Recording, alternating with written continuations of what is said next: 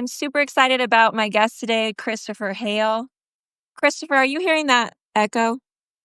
I am not. So, but Okay. if I want to make sure everybody can hear you. Can you hear me? Can you hear me? Christopher, could you speak so I can make sure I can hear you? hi guys, can you hear me? Okay, Okay, good. All right. My guest today, perfect. Christopher Hale, ran as a Catholic Democrat for Congress in Tennessee in 2020. He's a nonprofit exec, someone who worked for the Obama campaign, and he's the author of a super popular Substack called Letters from Leo, which chronicles the work of Pope Leo, the first American pope. I should say Pope Leo the 14th, who is the first American pope. Christopher, welcome to Inter Immigrate. Thank you for having me. It's an honor to be on today. I have to ask you the Catholic question. Are you named for Saint Christopher? I grew up in a very secular household. I Okay. think I was born in '89. Me and Taylor Swift and AOC all the same great year. Christopher, I think, was the fifth or sixth most common name of that year. So it's just a cultural name. But I actually started growing more affinity towards the name as I grew up and started knowing more about my faith. But no, I mean it was from a baby name book more than anything. Honesty is the best policy. Yes. Okay, Christopher. So I always ask everyone on this show, what do you do for work and what do you do for fun? Absolutely. Well, if I look a little bit haggard, forgive me. So I'm a Democratic operative. I am a consultant for help Democrats who run for office. I had three last night, run in Virginia and in New Jersey. I also help nonprofits and actually for-profit organizations as well, but mostly help Democratic organizations. It goes from the far left, DSA, to like the Joe Manchin type Southern Democrats, which I'm more moderate in my own politics. But I help Democrats win tough races, particularly in parts of the country. Where I'm from, Tennessee, would be a great example. What I do for fun, I love working out. I got into the group fitness phase phenomenon, particularly during the pandemic. Any of your viewers that live in big cities might be familiar with like Barry's Boot Camp. That's like a big rage, and I'm near 1,000 classes actually. So I've gone really deep into that, and so I enjoy group fitness. I enjoy hot yoga. It's kind of cultish, but it's a lot of fun. And I also read. So someone a voracious reader, some might accuse me of cheating because my Goodreads, oftentimes to meet those goals, I do audiobooks. But yeah, working out and reading, and I love traveling as well. I'll actually be going to Pakistan in about a week and a half. So it's a new country to add to the list. But that's I'm always on the go for sure. Oh, I love all of those. I mean, I love exercise. I'm a huge climber. I love that you read. I do not think audiobooks are cheating. I think more people should do audio. It's a great way to get your books in. And what is bringing you to Pakistan? Great question. So, I have been invited. So, I actually, if you're ever in New Delhi, I do a lot of commentary for the past few years on Indian television, and so about American politics. So, you'd be surprised, a huge market out there, and a lot of people are very interested in what's going on in the United States. But from that, there was a Pakistani group who said, "Hey, you do a lot with India. Would you actually be interested in learning a little bit more about us?" So that's how this sometimes works in Asian affairs. Is perhaps there's jealousy of sorts that Americans are giving attention to one place versus the other.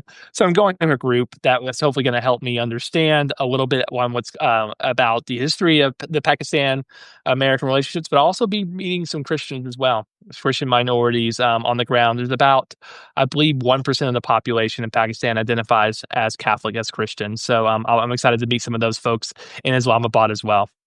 That sounds amazing. Well, I'm bringing you on because you write letters from Leo. I don't know if it's just you, if there's multiple authors. No, it's just me. It was a side. Talk about a side gig. I do it like an hour a day, so it doesn't pay the bills in terms of like my full time job. But it definitely exploded in a way that was surprising to me, and we maybe talk a little bit about that. But I think that it's not because I'm a great writer or anything, but I think there's a market out there for people who really want to consume information about this Pope. You're a Substack writer as well, so we get a lot of data. But I do surveys of my readership, and about 60% of my readers are irreligious. So I'm not talking to the MVP Catholics. We're not doing daily massers here. We're not doing folks who are particularly in on the different nuances of systematic theology in the Catholic Church. But I think that's, whether you're on the left or the right, I think that the idea of evangelization, sharing the goodness of our faith, and et cetera, is actually an important role. And so I think that one of the things it's actually served as is I think I'm educating a lot of secular progressives on the Catholic Church, and a lot of these folks are actually considering taking the church seriously as a moral and political force for the first time in their lives. So I think that's actually what's kind of come about it. But yeah, so it's just me. I don't really have time to manage anything else at this point in time, but we'll see how it goes. It's gone a lot. It's grown in a way that I never conceived as possible. Well, it's awesome. So it's about Letters from Leo. The Substack that Christopher runs is about Pope Leo, what he's doing, what he's saying, the first American pope. And maybe we could just start for people who aren't Catholic. What is a pope? Yeah, it's a great question. So, canon law, which is a big word for basically church law, says that the Bishop of Rome, which is the Pope, presides in unity over the entire church, and he's supposed to confirm his brethren in the faith.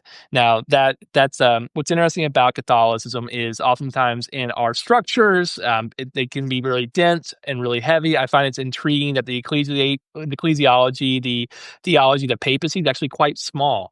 It's really for each pope to form his pontificate, what he conceives.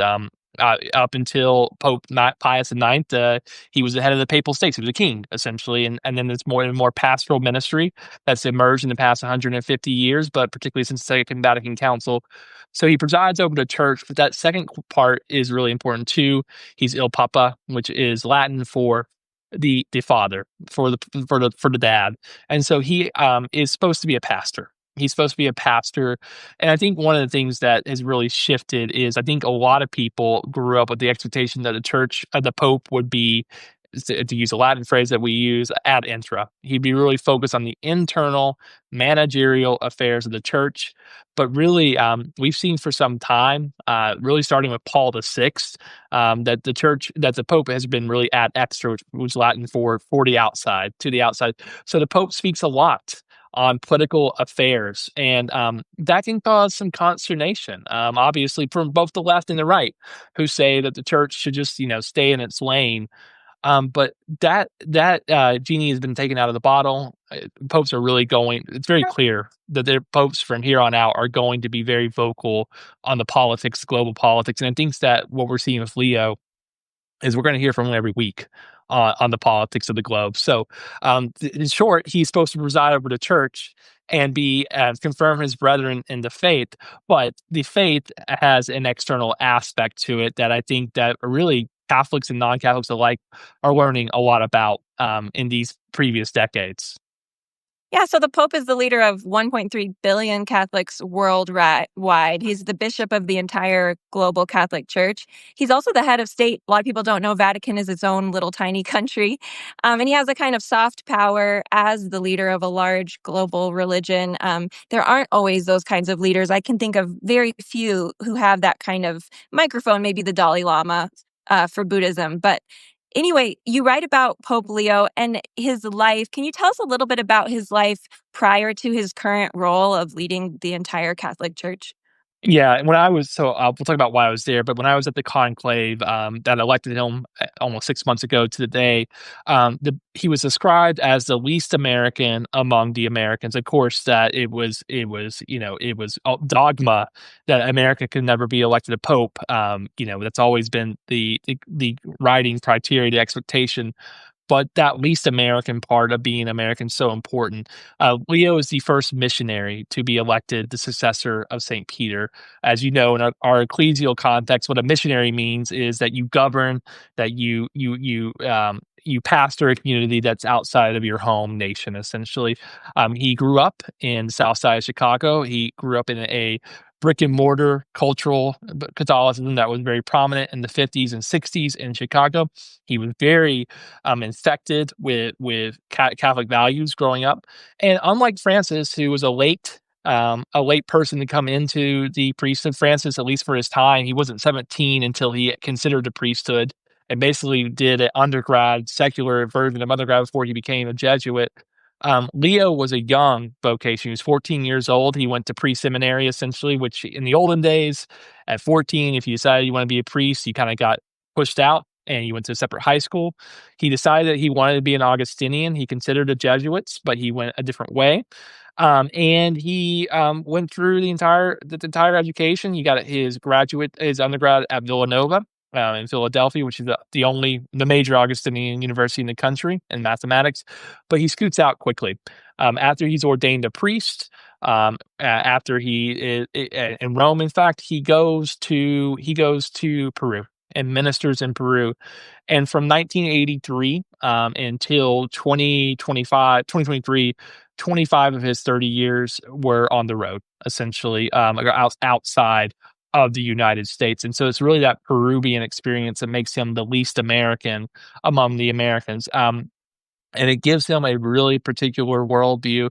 I think that, I contributed to the coverage, but a lot of the coverage was about the first American pope. Perhaps the coverage really, in retrospect, should be about the second Latin American pope. That seems to be really the definitive lens at which he operates.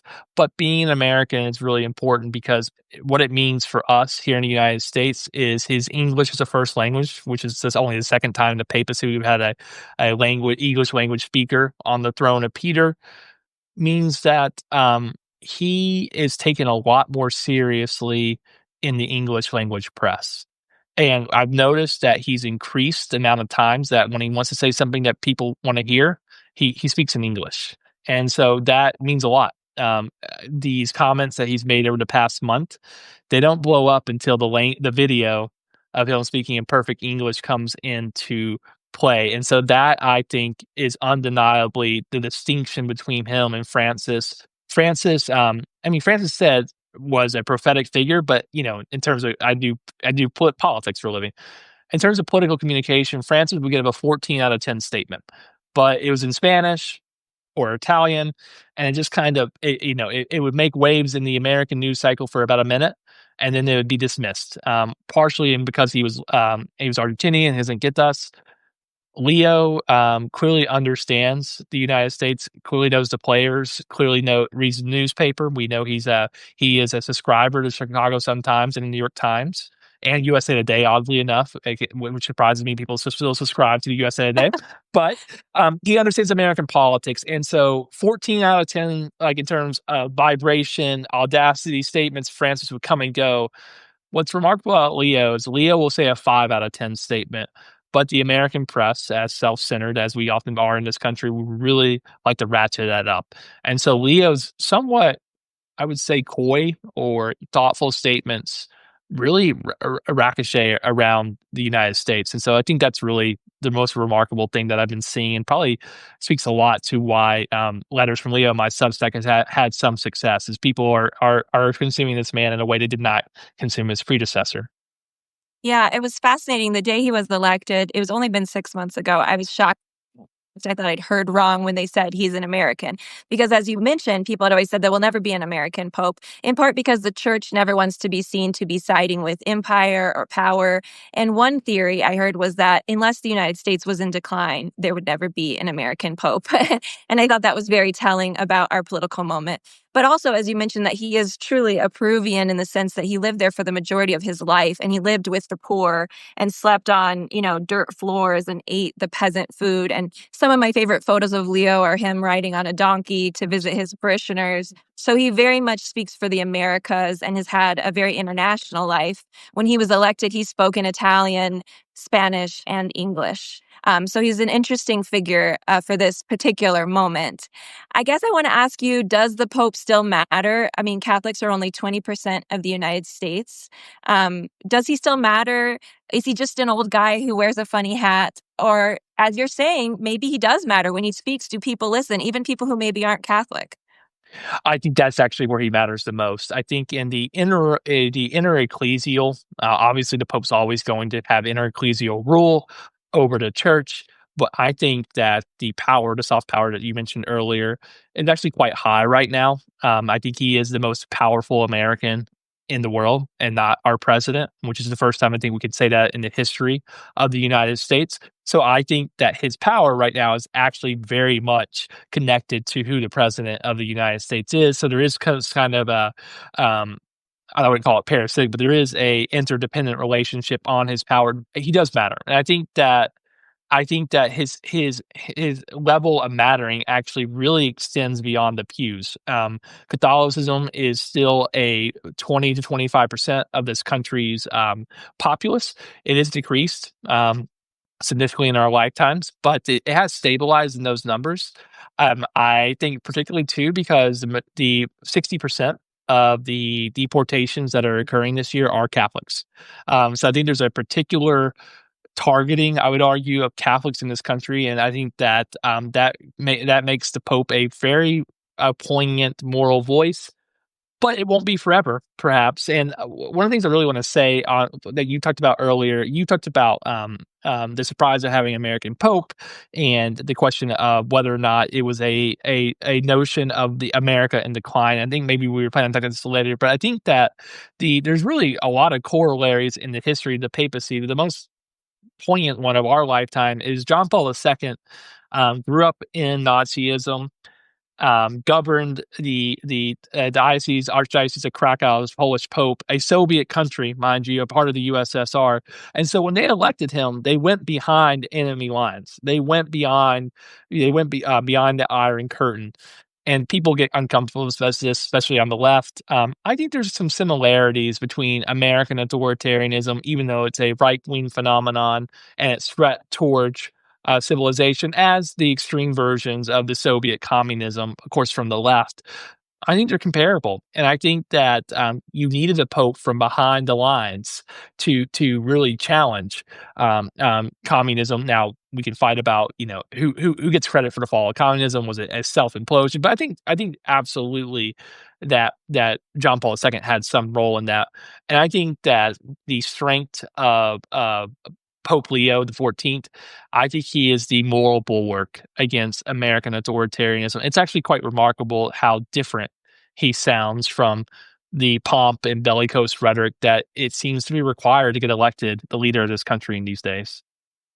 Right. So I think you're making an interesting historical parallel for people who don't know Catholic history. Pope John Paul II famously was credited with helping to end communism because his home country of Poland was a communist country where people didn't have, for example, freedom of religion. And he went on his very first papal trip to Poland, which then helped start the Solidarity movement, which eventually ended that form of totalitarian government in his home country. And Christopher, you're saying that you think Leo is doing a similar thing with rising authoritarianism, some would say fascism in the US, of being a moral voice for people who do not want to live in an authoritarian country.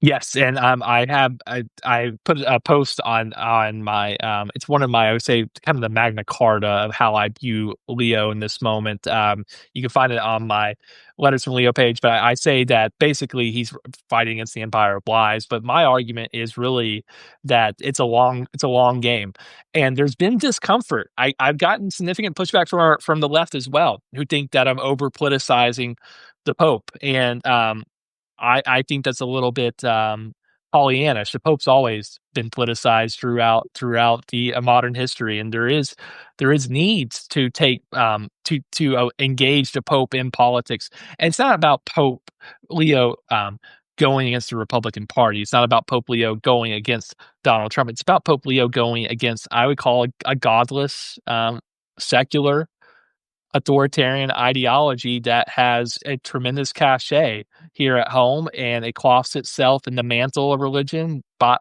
it holds up the Bible in one hand and denigrates everything it stands for in the other.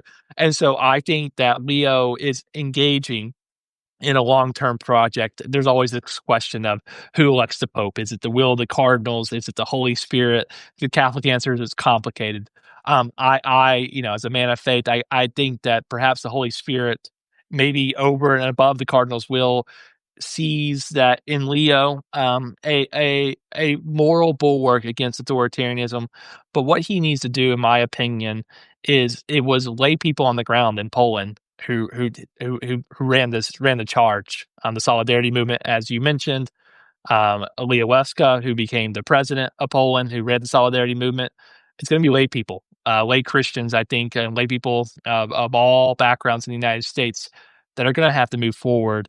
It's not going to be Leo running the show. It's going to be Leo empowering people here in the United States to stand up against President Trump, and in one small way, I think that's what Letters from Leo is trying to do. I think that we're trying to mobilize a movement against authoritarianism.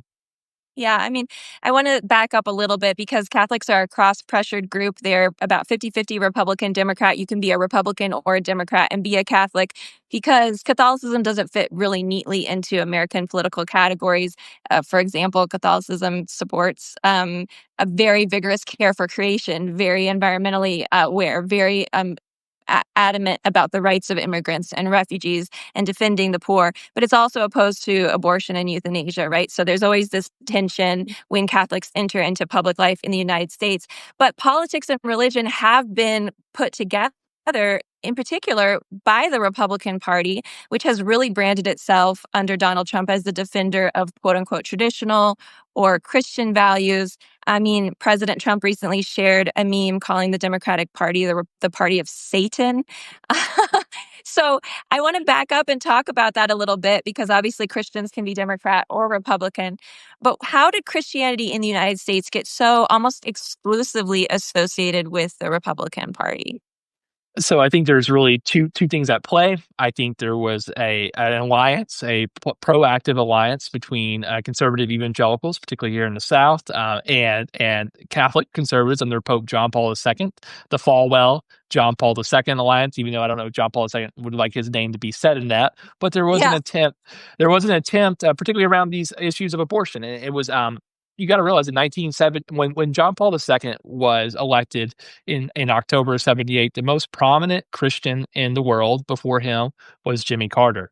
And so Jimmy Carter, of course, being middle left here in the United States, there was a sense and supported heavily by what would become the evangelical community, the Baptist community in the South. I think there was a really concentrated, consistent effort to marry conservative politics with Christian conservatives, the William Buckley conservatives who no longer have cachet really in the Republican Party, and evangelicals. So there was a conservative effort, but this is the second part too. I think the Democratic Party lost touch with reality. Let me be very frank. I think that my party today is still out of touch with reality. We allowed this really bland secularism in terms of how we communicate ourselves. Um, Let me give you an example. If you've ever been to Brussels, which is the home of the European Union, there's this really weird church called the Church of Human Values or Church of Human Rights. And it's like this really bland church that you walk into and you don't exactly know what it's trying to do. But it's it's omnipresent with all with the flags of the world, et cetera. But it's like this weird marriage of secular progressive values and like a blase just um communication and desire for human rights, but it's, like, old. It's falling in on itself. Truly, the structure is falling apart, and I think the Republican Party has done a really good job of doing embodied religious politics, and the left has been afraid of it. What I you know, let me be clear, I've never voted for Trump 1 of 3 any of his 3 times of running, but he does politics well in a couple ways. Number 1, he goes anywhere. Um, if you're down by 25 points in a special election in Los Angeles, Donald Trump will fire up Air Force One and go to Los Angeles and give a speech and try to lose by 22 points. So he goes on offense everywhere. But number 2, he asked people by their identifying factors for their votes. Like, we were so afraid in the Kamala Harris, iteration of the Democratic Party to say the word Catholic. Truly, like, I helped try to mobilize Catholic votes. We couldn't get the party to even acknowledge Catholics as, like, an identifying factor, and Trump would go say, "Catholics, I want your vote." He would say explicitly, "Catholics, I want your vote. Evangelicals, I want your votes." He would say, "Blacks, I want your vote." I think that willingness to say what he was doing is actually very powerful, and on the left, we haven't had this blase kumbaya, let's all hold hands and kind of melt the differences and not pretend that they're there. But really the best way forward for the Democratic Party is not one way, which is what we try to do. It's 1,000 ways, and letting each section of the party have itself. There should be a robust Catholic left that's allowed to exist and claim its faith in Christ, and maybe its skepticism on abortion, and be able to have a home in the Democratic Party. And so that's my argument, is that there has to be a willingness to say is what it is that we're doing. Yes, we are Catholic, and we might disagree with our party on X, Y, Z issue, but there's still a home for us in this movement. Right. You're talking about something sort of similar to what Ezra Klein was saying, which is you have to build a bigger tent because I think there was a Kamala Harris rally where someone shouted, Christ is king. And she said, you're at the wrong rally. And I thought, oh God, she's going to lose because you need to know that people of different faiths are welcome in the party and are welcome in where they can come together on things like protecting SNAP, on things like public schools, on things like caring for the environment, not making people feel that because they're religious or because they love Jesus, that they're not welcome. And definitely the Republicans did a good job of saying like, we're the party of Jesus, even though in many ways they clashed with, basic biblical values as well. So I want to talk about that a little bit. Pope Leo has only been Pope, as I said, for 6 months, but he's often come head to head with the Trump administration. Why do you think that is? I mean, J.D. Vance converted to Catholicism. He's the Catholic vice president of the United States, and he's been called out now by not one, but two popes. So why is that? Where is that conflict happening? It's interesting. So JD Vance and I think we got a little tussle overnight on Twitter, but we don't talk about that now. We'll come back to it maybe. But I think that one of the things that really hurt JD Vance is um, Catholicism is an evangelical faith. That, unlike Judaism, Judaism likes to protect and preserve. Catholicism likes to grow and make itself bigger. So we seek converts. One of the weaknesses of seeking converts is oftentimes that converts come in with zeal but not a lot of wisdom. And JD was educated in the faith by two very articulate, bright Dominican priests. But that's the only tradition that he's existed in is from these conservative Thomistic Dominicans, and they gave him too much. It gave him too much self confidence. I think he didn't even go through what, as you know, maybe our listeners know, when you become a Catholic, you go through what's called OCIA, which we probably knew what more is RCIA. It's the Order of Christian Initiation of Adults, but it's a communal setting. You come in, you go to your parish, and there's crazy people on the left and the right, but they're all trying to kind of enter into the faith. He did it separate. He did it in his own way. He did it through I don't like this word necessarily, a bespoke way, and he was not. He was just engaged with these two priests. I think that JD Vance has actually had. I think he's actually had some inner turmoil over the pushback that he's gotten from now two popes in 10 months of being, because he thought what these two Dominicans taught him was the totality of it. He didn't realize, I don't think, in a way that there was a lot more to be at play. And so I actually think he's been deeply surprised by the pushback. And talking to folks who are close to JD, I think it's actually, I'm not defending JD Vance. I think he's been surprised. I think that he actually thought that he was on the right track here, and he was surprised to get pushback. And I don't think he liked what Pope Leo said yesterday either. Yeah. What did Pope Leo say yesterday? So, we're Catholics. 40 days is the very holy part of being Catholic. There's 40 days for Lent. It's 50 days for Easter, but 40 has a biblical notion. The last 40 days, Pope Leo has particularly stepped up his critiques of the Trump administration 10 times now in 40 days. He has mentioned Trump administration's treatment of migrants, which I think he slowly is coming into his own speaking. It's when he speaks off the cuff too, so it tells you it's really what he's thinking about. But yesterday he talked about this issue in outside of Chicago. Of course, the president started sending National Guard troops to Chicago about 6 weeks ago, and there is this facility that the Archdiocese of Chicago, through its parishes and through the Society of Jesus, the Jesuits have been trying to enter into to give inmates the sacraments, to give them the Eucharist, and they have attended multiple times. They've gone through processes that have changed. ICE doesn't have a single process, and it kind of moves the goalposts.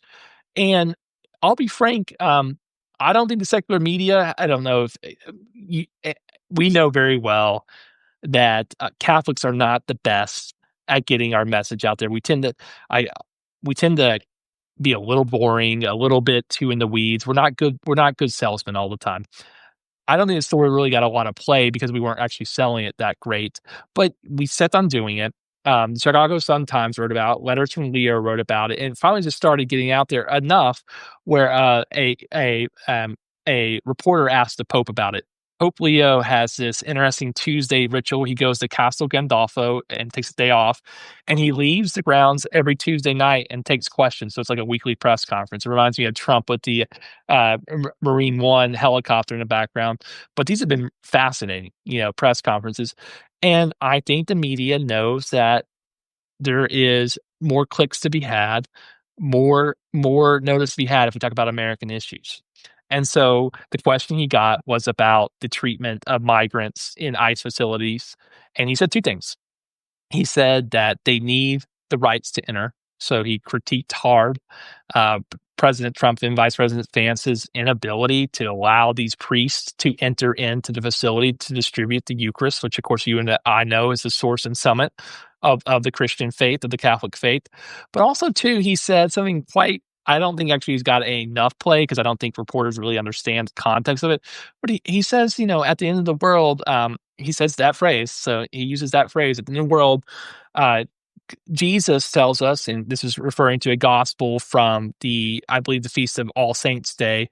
Jesus tells us that God will judge how we treat the foreigner.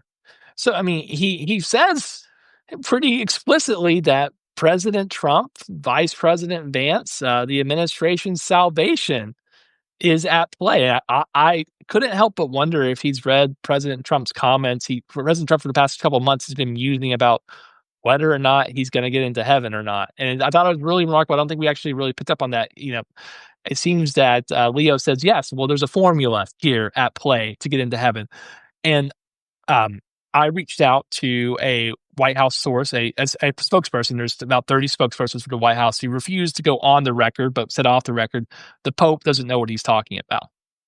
And JD Vance asked me to reveal that person in Twitter, and of course I refused to. But remarkably today, the DHS more or less said the same thing. The Pope does not know what he's talking about. They disagreed with the Pope's characterization, remarkably, of what's going on in his own church, the Archdiocese of Chicago. It's a big deal. And I think that what I've seen here is I have not seen one prominent Catholic in this country defend the Trump administration's actions, Republican or Democrat. I think they're in a political jam here. They've got to figure a way out of it. But I think that this is a bridge too far. Right. So what you're talking about there is that so I grew up around principled conservatives, and one of the fascinating things about our political moment is that MAGA so often contradicts traditional conservatism, what we would have thought of. So religious freedom is a big issue for them. And here you have priests standing outside of a prison wanting to bring Eucharist to prisoners, which is their right. This is a religious freedom issue. And the ICE is saying, no, you cannot access the facility. And so this is a horrible thing because the Pope is saying the migrants, the immigrants detained inside have rights. And one of their rights is to have a priest or to have access to the sacraments. And so it's a very strange moment where you have conservatives being on the other side of religious freedom, which is something they've often talked about.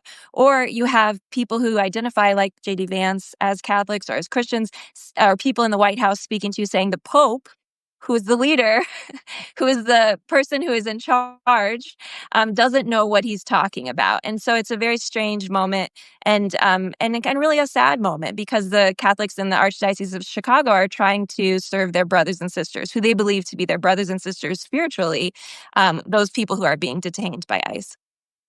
Yeah, it's absolutely true. And I think just the pure, I'm a political operative. I assure you, this is not a winning issue for. So look, both parties step in it in terms of Catholic politics. I still get nightmares when I got the call from the Kamala Harris campaign about not going to the Al Smith dinner about a year ago. But this is stepping in it. This is an 80-20 issue. People understand that no matter who's in that prison, that they have religious rights, as the Pope said, to receive the sacraments. And so I'm intrigued. I imagine that they're gonna figure out a way to solve this, and I'm actually shocked they let it get to this level. And it's interesting what the Pope is doing there because he's actually quoting Jesus in the scriptures. And so that goes beyond just speaking to Catholics, right? He's saying the words of Jesus in Matthew's gospel were, "Where did you see me hungry? Where did you see me thirsty? Where did you see me in prison?"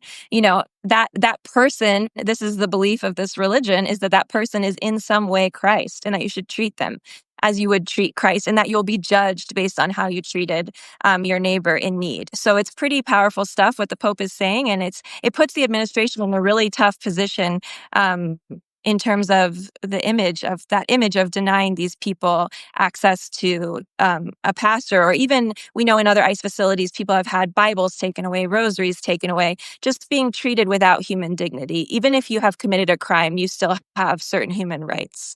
Um, Yeah, I think it's interesting because of what President Trump's attempting to do. Of course, the mass migration in this country is particularly a Central and Latin American phenomenon.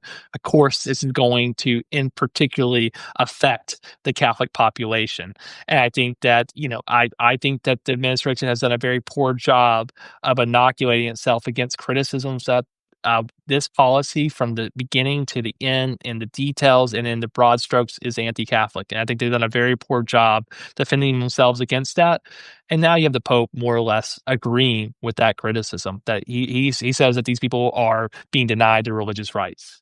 Right. It goes back to early American history of nativism, of anti-Catholic sentiment. When you see the administration mocking Mexicans, putting sombreros on people, it definitely feels like targeting people who are Catholic, people who are from Mexico originally, as somehow less American, or not being treated with the same respect and dignity as white Americans. I want to speak about Catholicism, how it's been picked up by the alt-right. So Catholicism has been kind of picked up as a brand. Perhaps it's sincere, perhaps it's a brand, I can't say, by figures on the alt-right. I'm thinking Russell Brand, Tucker Carlson, Nick Fuentes, the white nationalist, Candace Owen. These people have converted to Catholicism. They've chosen it. They weren't even born into it. I mean, Steve Bannon was born into it. But and then many of them hate the Pope. They hated Pope Francis, and now they hate Pope Leo. The smear that you often hear on the alt-right is that the Pope is a communist. How do you make sense of that? Why choose this religion? Why have pictures of icons and saints and crosses behind you in your podcast, and then go on to say that you hate the Pope, or you don't need to listen to the Pope, or the Pope should stay out of your life? Yeah, I think that actually, of all the people you said there, to be frank, I think Steve Bannon's the past. I think Tucker Carlson's the past. I think for every one of your listeners, and I'm writing an article that will come out tonight about the Groypers, who is Nick Fuentes. Nick Fuentes is a 27-year-old. He's not a convert, actually. He is a cradle Catholic from Chicago. He is the future of the Republican Party. I think that what has happened, I know I've studied Nick, so I'm probably the only person on this planet or on this screen that's ever gone on Rumble. I actually spent a lot of time in dialogue with Groyper Catholics, with young men, particularly because I think that I think a lot of them are I I'm trying to do missionary work here, but I think a lot of them are actually open to a different way of proceeding. And they're young. They're very young, obviously, but there's an obsession really with fascism, and that's really I've found kind of consistent. Nick himself is against the traditional Latin mass. He's not into it. He said that Michael Boris, who maybe some of your listeners to, was like who ran church militants, like a weirdo. So he's actually mainstreaming himself. When Marjorie Taylor Greene, back when she was, she got through any information. She said that Pope Pope Francis was damned to hell when he died. He defended Pope Francis, so he's playing politics very well. But Nick Fuentes is the future of the Catholic Groyper movement, and I think that what is the particular node that he really hones in on is he takes these anti. Um, Netanyahu sentiments that we have on the left and turns them into pure anti-Semitism and this disdain towards the Jewish community. Here's what's remarkable about it. If you, I know you do, but when you spend time outside the United States, you travel abroad, the support for the Israel nation state at the levels it is a particular phenomenon in the United States. If you go to Ireland, if you go to anywhere in Europe, the disdain at what Netanyahu has done in Gaza is through the roof. And of course, our last two popes held that very deeply. I find it interesting that they were more vocal on this, because I think that Benedict the 16th, being German, had a very, obviously, and growing up, uh, understanding the Holocaust, had much more hesitation of criticizing the nation state of Israel. And I call, of course, John Paul II, growing up during the Holocaust in Poland, had much more skepticism, criticizing the Israeli nation state. But both these popes have been more vocal in criticizing Netanyahu, and I think that is what's bringing the Groyper movement together. There are, of course, anti-women sentiments, anti-black sentiments, but those strike me as more trollish. I think the heart of what they actually believe in is a disdain of Jews, and I think that, sadly, there, of course, in our own history, is a significant tradition of that. And so I think that, they can strangely align themselves with Leo's statements criticizing Netanyahu, but put in there something that Leo didn't say, or Francis didn't say. So I think that's how they find communion in their own hearts with Rome, is by that they perceive as the anti-Israeli stance, anti-Jewish stance to be more specific. And so I think that is the biggest, that's the biggest area of growth. Look, we know that the Catholicism in the United States is decreasing. It's set among Gen Z. It is increasing among Gen Z. I'm a 36-year-old Catholic. I'm the part of the least religious cohort in the United States. An 18-year-old, the 18 to 22-year-old, 18 to 24-year-old, they're practicing religion at 3 to 4 times the rate as 35-year-olds. But that flavor of Catholicism that's really popular is very much infused with skepticism of Israel. And I think that is where JD Vance is keeping his eye on. I think that he's trying to break up as hard as he can with Israel, and perhaps playing footsie with anti-Semites to do so. So I know that was a big tangent, but I think the Groypers' disdain of Israel, combined with all of Catholics' um, concern with a genocide, or whatever we want to call it, in Gaza. I think that's what's fueling this, and I think that Yeah. has been. I think that's underappreciated, and I find that folks who don't what's going on in the Republican Party right now, that civil war we're talking about, is really, to be very blunt, is a religious front between what those Jews, the Jewish conservative Christian, evangelical alliance that we talked about earlier, that has always been pro-Israel, that formed in 1980s, and this new alt-right, as you said, Groyper Catholicism, which is very much opposed to Israel, but also anti-Semitic, anti-Semitic at its core. That's what's going on, and I don't think enough people are realizing that. Yeah, and I feel that it's very dangerous because every pope in my lifetime, I'm 41, so every single one has been brilliant, and every single one has spoken very clearly for peace and have all wanted peace and the end of war. And so, of course, the Pope in Francis and Leo have condemned the war, especially when it is targeting civilians, which also goes against just war theory. Part of Catholic social teaching is you can never intentionally target civilians. So, of course, they've criticized Israel's war in Gaza, but that is so very different from a hatred of Jewish people or a hatred of any people based on their ethnicity. But in particular, it's horrifying to hate the Jews and call yourself a Catholic because Jesus was Jewish. And so to be a Catholic is to acknowledge the Jewish people as important and as holy and having insight into the very mind of God. And so it's a very strange thing to see this happening, and it's a chaotic period where people are trying to figure out what is the future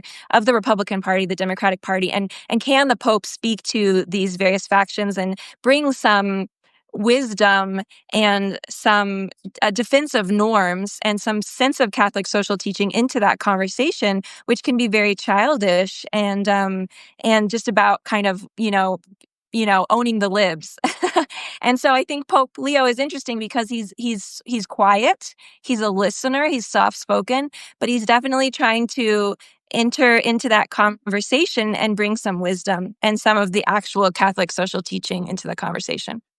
Absolutely, and I think that the one thing I would say is when we think about this going forward, the left is going to have temptation, because I think that Nick Fuentes openly flirts with hitching itself to the left. because he conceives that there's definitely anti-Israeli sentiments that are probably the majority of the left, but he thinks there's an anti-Semitic um, ideologies that he can work with. So I think remarkably, the old school Catholics cared about abortion, they cared about contraception, they cared about all these other things. These new right wing Catholics care about Israel, and they care about anti-Semitism, and they care about blood and soil nativism. So I think that is going to be JD Vance's biggest issue for getting the nomination in 2028. But also, I think for the left here, for my own party, there's going to be a temptation that a bigger party is always better. And so, who are we going to allow into this tent? Yeah. I think, it's hard because people don't know that Catholic social teaching exists. And so things like racism are a sin. I think everyone knows that abortion is a sin in the Catholic Church, but people don't know that racism is a sin. Can you tell people, like, your life has been on the intersection of politics and Catholic social teaching? Like, what is Catholic social teaching?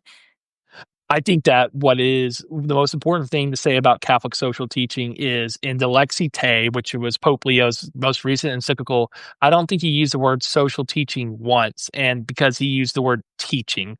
And a lot of people think that Catholic social teaching is a compendium to the faith. It's, there's faith and morals, and then there's social teaching on the side. Uh, Catholic social teaching is teaching of the church, but it essentially is how the church and how the faith ask us to consider the issues of our day, the politics of our time, and we used that phrase earlier, ad extra. So it's to the world, it's to the people, and so it's asking Catholics to consider the church's teachings on the dignity of human person, the dignity of work, of all these profound ideas in the politics of our day. And since the Second Vatican Council, it's really become front and center. But I would be very careful on folks. I would encourage. I'm going to give a little critique of the academic movement of higher universities in the Catholic Church. And I work with academics all the time. The Catholic higher ed and the Catholic left academia is caught up in the thick of thin things. It's too jargon. It speaks in ways that are indecipherable, um, and and it's also too afraid of politics. It thinks that it can. We love on the Catholic left to do incredibly beautiful, verbose letters signed by 50 academics that no one's ever heard of that will never have an impact on the rank and file politics of our country.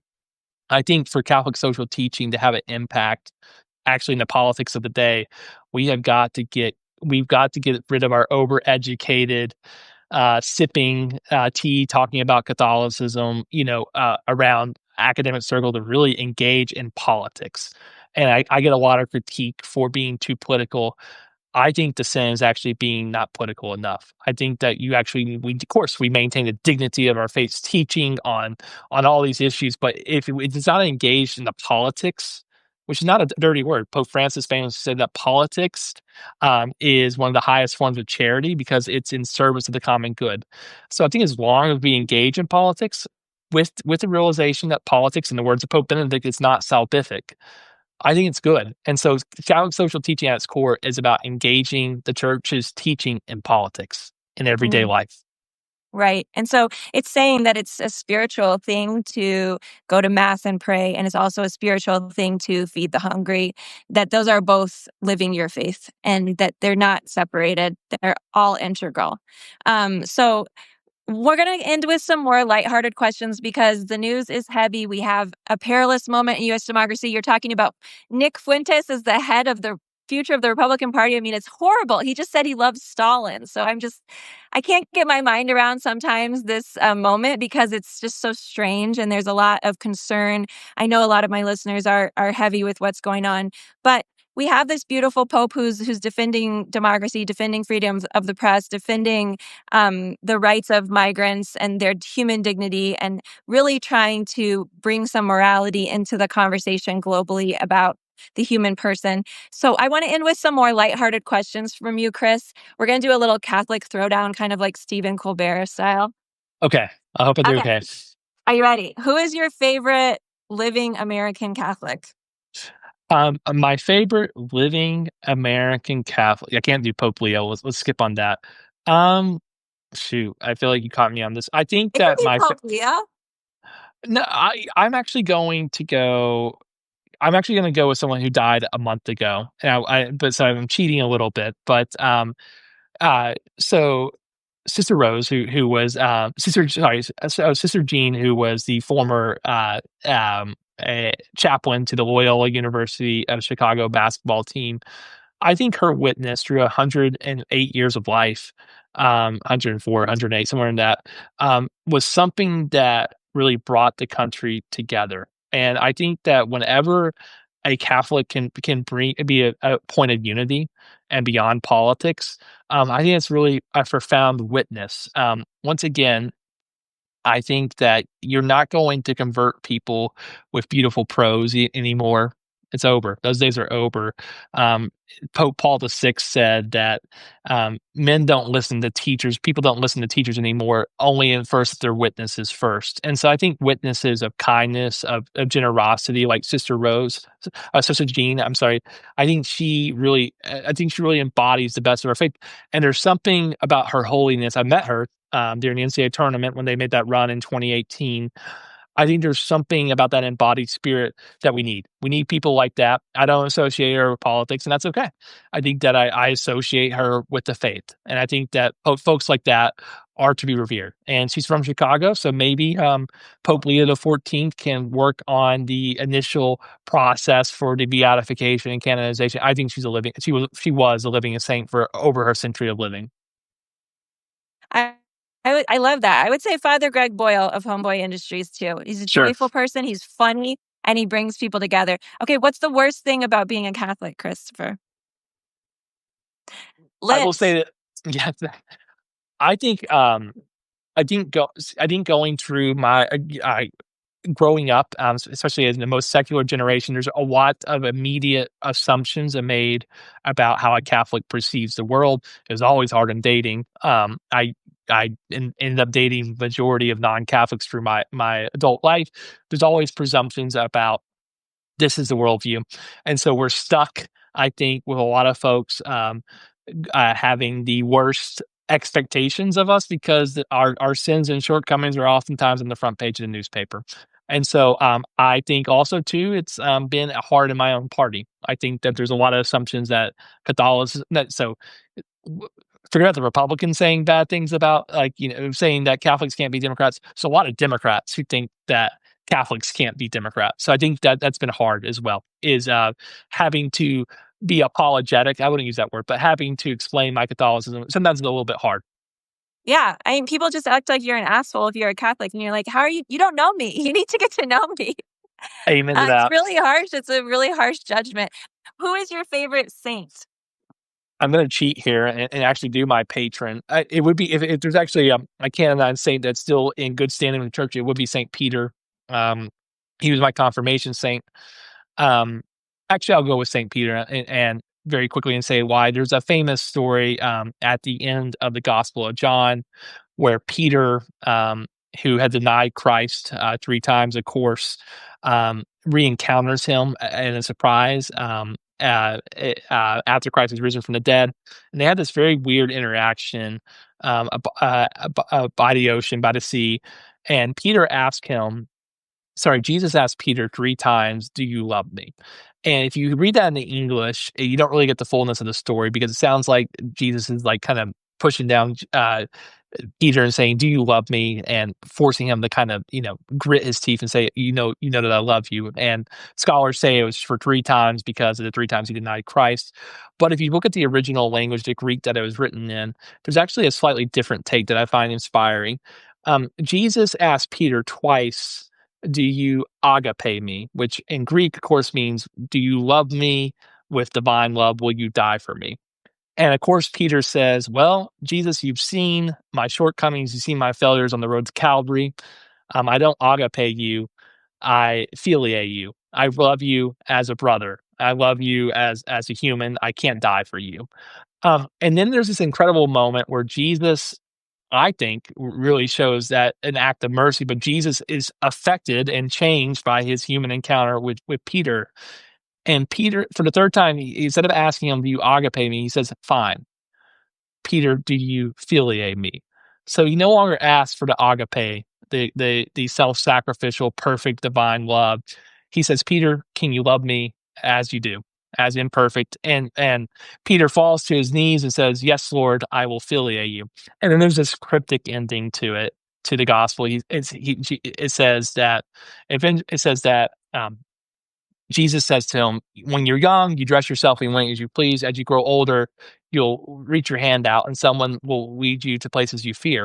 And it talks about Peter being crucified like Jesus. So the whole point of the story I read it as is that Peter gives his imperfect, sinful love, his philia, to Jesus, and Jesus turns it into divine love. And I always find that to be very inspiring. I find Peter's shortcomings, his failures, his sinfulness.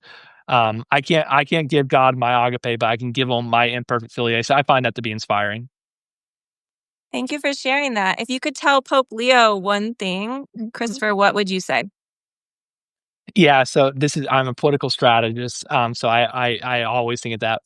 But find your champions in the United States, like John Paul II had Leoleska Welch to become the leader of the Solidarity movement. We need those folks in the United States. We need some heroes. We need some saints. We need some lay saints in the United States. Empower those folks, lift them up, help them find the resources they can have in both the ecclesial and secular community, and give them a pedestal to carry out the church's mission and to stand up to this authoritarian threat. So I think he needs some companions in the United States.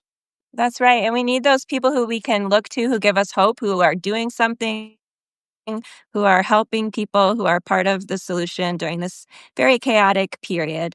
So thank you so much for writing letters for Leo. Thank you so much for being on the podcast. It was so fun to talk to you. I'm really thankful for your work, and I hope that this introduces more people to what you're trying to do and we keep the conversation going. And in the meantime, do the hot yoga, because it's going to be a long 3+ years. So, keep taking care of yourself because there's a lot of things that are scary in the world. I mean, I'm not the Pope. Trump is talking about testing nuclear weapons, and so we all need to really keep taking care of ourselves physically, emotionally, spiritually, so that we can stay healthy enough to keep doing good work. And nobody wants to be hopeless. And I think Pope Leo is a figure of hope, whether you're Catholic or not, in the world, and a figure of goodness. So I'm thankful for that. In a world that doesn't always feel so good, it's lovely to have people you can look to who inspire you in some way. So thank you Thank you so so much, much. Christopher. I appreciate you. Appreciate it. Thank you so much.